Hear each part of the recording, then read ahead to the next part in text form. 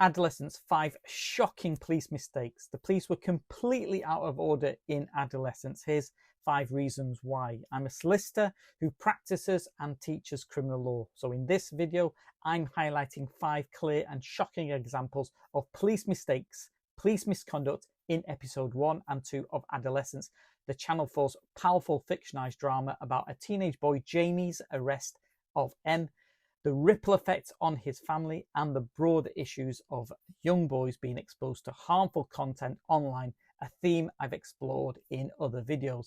I'll also point out where the police did follow the law correctly, so spoilers ahead.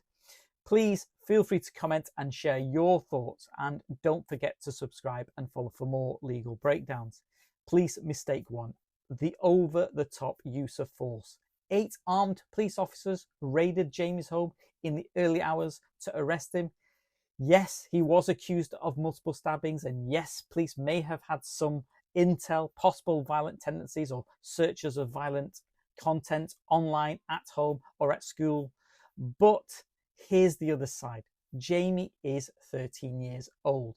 No previous convictions, no known use of possession of firearms, no firearms were used in the incident, no CCTV footage indicating firearms weapons were used.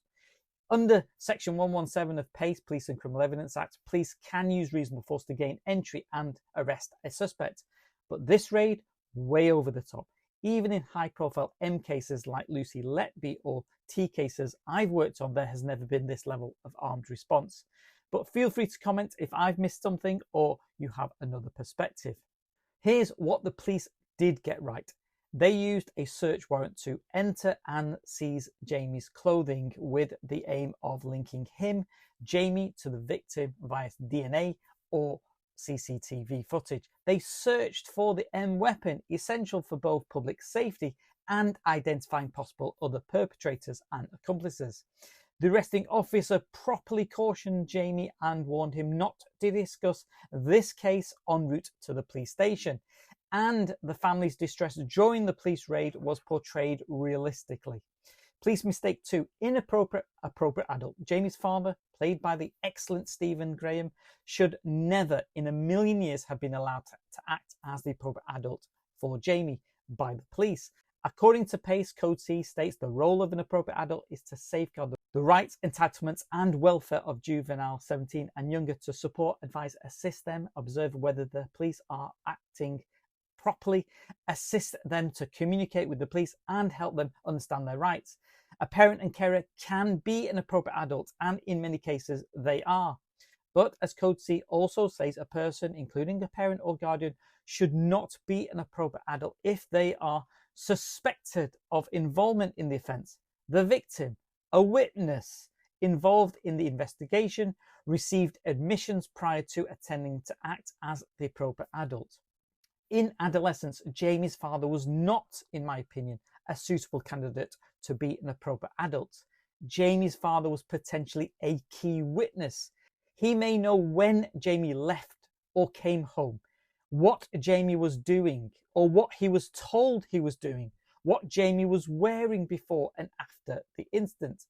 The police should have appointed an independent and appropriate adult from the local scheme. Police mistake 3, unprofessional police conduct during police disclosure. During a police disclosure meeting, an officer told Jamie's solicitor not to get overexcited, and it made him look like a prick. Totally unacceptable police language. Now, it's true under PACE Code C, police aren't required to give full disclosure to solicitors before interview, and that includes that CCTV footage. The officers ultimately decide what to reveal to the suspect's solicitor based on the risk of prejudicing the investigation, i.e. the suspect concocting a story. But hostile and dismissive behaviour towards the police lawyer, that undermines the process.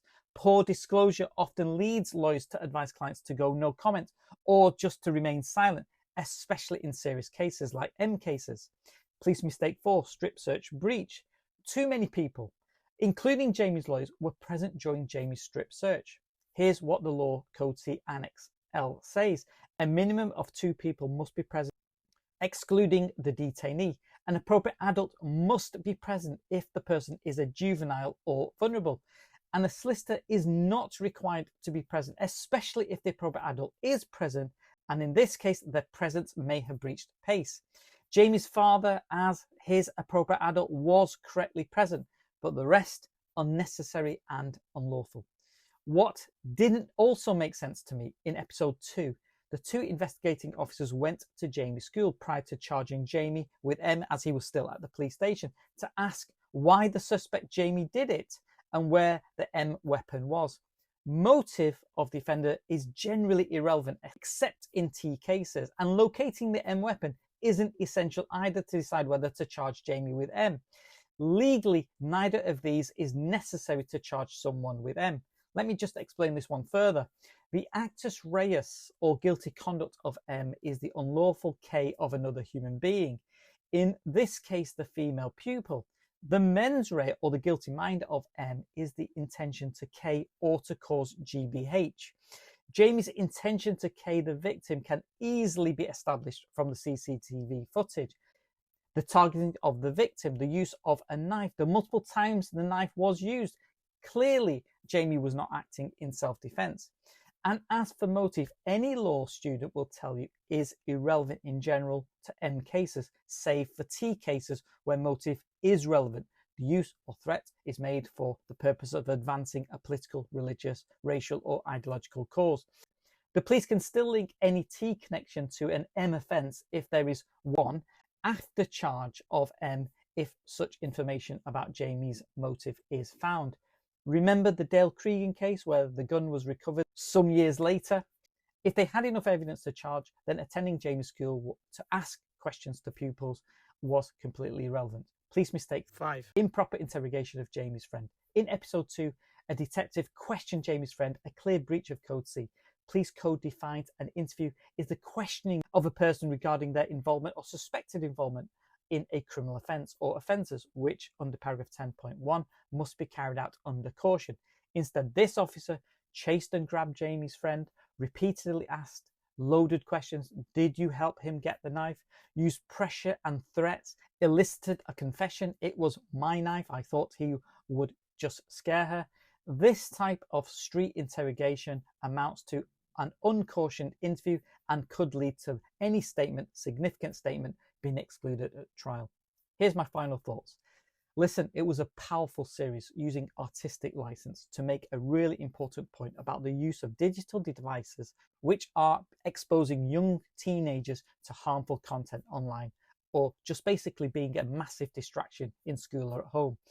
But as for these 5 police mistakes, well, these could lead to disciplinary actions against police officers, exclusion of evidence, and even criminal assault charges made against police officers. Thank you for watching. Let me know your thoughts in the comments. Subscribe, like, and share with others interested in criminal law and justice.